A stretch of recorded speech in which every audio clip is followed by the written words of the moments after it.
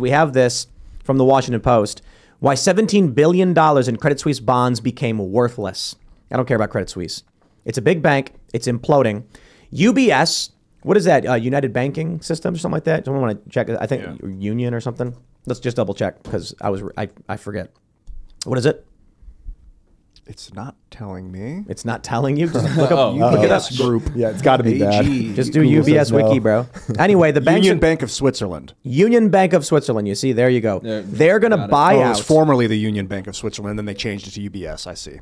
But what is okay? It used to stand for something. Now it just stands for UBS. It's an investment bank, basically. So UBS is going to buy Credit Suisse, but their bonds are worthless. What people are basically saying is that the whole system is collapsing. And we have this tweet from Balaji, which is very shocking to the point where it's got a lot of people angry. He says, I will. So James Medlock says, I will bet anyone $1 million the U.S. does not enter hyperinflation. Balaji says, I will take that bet. Now, this guy is the former CTO of Coinbase, which is a crypto exchange. He says, you buy one Bitcoin, I will send $1 million in USD.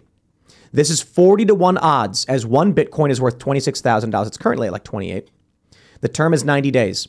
All we need is a mutually agreed custodian who will still be there to settle this in the event of digital dollar devaluation. He is saying outright, he thinks that one Bitcoin will be worth $1 million in 3 months. And the argument is, he shows these graphs about Federal Reserve weekly remittances to Treasury. Look at this, going back to 2011. Even when things were bad, they weren't this bad. Whoa. Look at unrealized gains and losses. Even when they were bad, it was never this bad. He's got another one showing all the same things. And we already saw that we had this other tweet that we talked about last week that said the bond market believes the system has already collapsed. If that's the case, what he's arguing is people think we live in an analog world. It's exactly how he says it. And that means analog takes a long time, but we're not in that world anymore. It's digital. Information transmission is instant, which means it's either 1 or it's 0. Everybody knows it happened or nobody knows it happened. Back in the day, if there was a market collapse, the only people who knew were the people at the market. They're in the stock exchange going, what's happening? Then they send pony riders out with letters to inform the investors who then panic. I can't remember what show I was watching or a movie or something where a guy goes to withdraw money in California, but the bank has shut down. And so he has to race the bank messengers to a northern bank to beat the message. The idea is the company's freezing withdrawals because they're going out of business or something like that's happening. The bank's collapsing. So the bank he goes to says, sorry, sir, you can't have your money because we're shutting down. He then has to get to a northern branch, which is like 3 hours ride before the messenger gets there. Because if he gets there first, he'll withdraw his money. Then the messenger comes and shuts it down. That's how it used to. It's crazy. Mm-hmm. Today, before you even know, they've already made a phone call. So what's going to happen when people finally realize the banks are bust? It's going to be near instantaneous that the dollar breaks. That's his bet. A lot of people are calling him crazy because for Bitcoin to reach $1 million in 3 months, I told him I'll take his bet. Here's what I'll do. I said, I'll buy 2 Bitcoin, $56,000. It's 50, what is it? It's at 29, 28 right now. 28? Roughly, yeah. So $56,000. And my worst case scenario is when I lose one of those Bitcoin, I'll get $1 million for my 56,000. I'm not going to cry about it, right? So that's why I'm like, I can't believe those odds. Wait, is he saying he's saying I will send? He will send $1 million. He made a bet with this guy. So I hit him up. We're gonna try and do some kind of I might do a show with him for the culture war. We'll figure it out. But he is saying that he is going to put up $1 million cash for 1 Bitcoin. That's the wager, because he's betting the buying power of the dollar becomes trash and the Bitcoin becomes worth $1 million. I think he's attempting to instill confidence when you talk about economics. Confidence is the backbone of the economic system. If people don't believe in the currency, they won't use it and it loses value. So he's attempting to create value for Bitcoin, but I think it sounds freaking insane. He's asking for a 10, 40 times increase in the value of Bitcoin in the next 90 days. 40 times increase. So a lot of people are saying he's trying to create a self-fulfilling prophecy by making this bet He's gotten a ton of attention for it. What's the traffic on the tweet? I'm curious. 11.5 million views. Okay, so there's traffic on it. Yep. And there's a bunch of news stories have been written about it because he said he told me he's doing it. He is going to put up the $1 million in cash. The dude's probably worth several hundred million or whatever. He's an early Bitcoin investor, so he's probably very loaded and can easily afford to do the $1 million. But this guy needs only to bet $26,000 for a chance to win $1 million. Is that a bet worth taking? Does he lose the Bitcoin to the guy if it doesn't appreciate? That's the point. Don't gamble money you don't have. No. He doesn't lose it. Oh, well, then the worst case scenario is you still have your Bitcoin in 90 days. No. Listen. Balaji wagers $1 million in cash, and this guy, James Medlock, wagers 1 Bitcoin. And then the winner takes both? Yes. I see. Right. Yeah, don't bet money you don't have. You don't take both. You just don't lose what you have. Right. You know what I mean? Yeah. So if the guy buys a Bitcoin and it stays at $30,000 in 90 days, he gets $1 million. So what's the downside? Is he going to take this? Is he doing this deal with more than one person, or is this just like a publicity scheme? He said, here's the thing. He said he was going to do it with two people. He said, I will do it with Medlock and one other person, sufficient to prove the point. So I reached out to him and said, bro, I'll do it. And I don't even disagree with you about Bitcoin and the banks.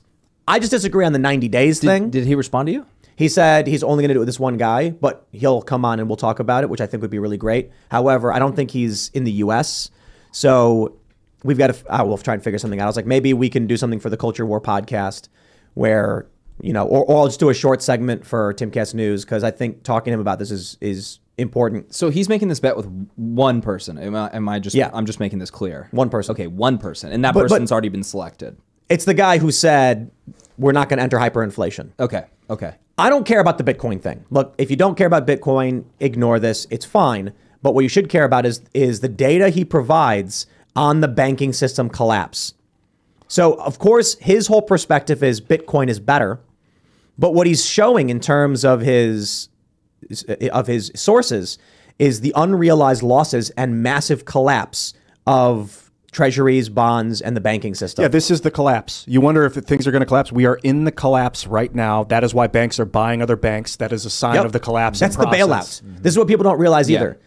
UBS buying Credit Suisse is the bailout. Yeah. This is what's going to happen. Here's my prediction. You got First Republic Bank is crumbling. The shares dropped again, like 35, bounced to -8. It was like -35, then -18. Despite the fact they're going to do a $30 billion infusion, despite the fact that the Fed was going to put in what I think like $2 trillion or something. What's going to happen is a bank will buy the failing bank and they'll say, see, it got bought out. Then the Fed will issue their easing or loans to the bank who made the purchase as a way of doing a workaround bailout. Instead of doing a direct government bailout or a direct Fed bailout, a private bank will make the purchase and they'll say, no, there's no banks collapsing.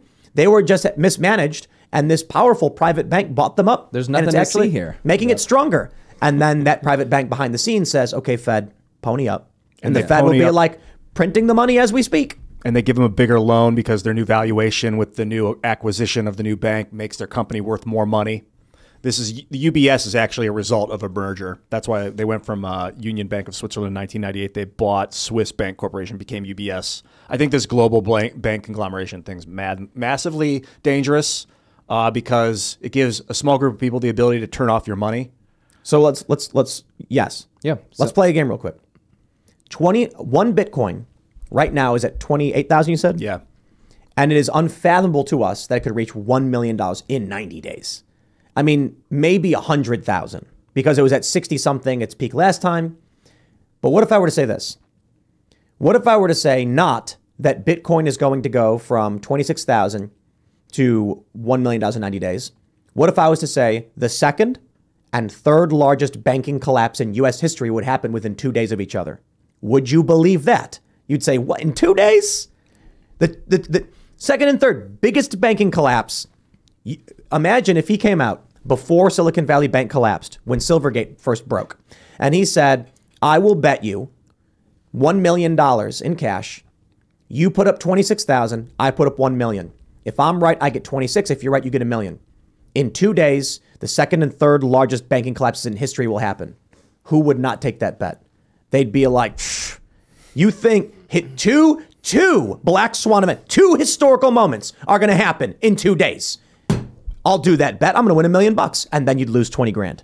You'd lose 25 grand. I think it's more likely that Wells Fargo collapses on Friday than it is that Bitcoin is $1 million in 90 days. I think it's more likely we're going to see the biggest bank in the world collapse than Bitcoin go to, because what they're going to artificially control the value of Bitcoin. They're going to jack it up. Then there's going to be a bunch of people will buy. Then all the top dollars will sell off. Then it'll drop again. And the whole time they'll be getting ready to switch out your US dollars for US central bank coins. So you're not going to have to worry about dollars. And then they're going to make Bitcoin look like a bad guy. And they make the USDC look awesome. The digital currency is like the saving currency. Maybe even if it did hit $1 million, it would be there for like a week. And then it would fall to 300. Yeah.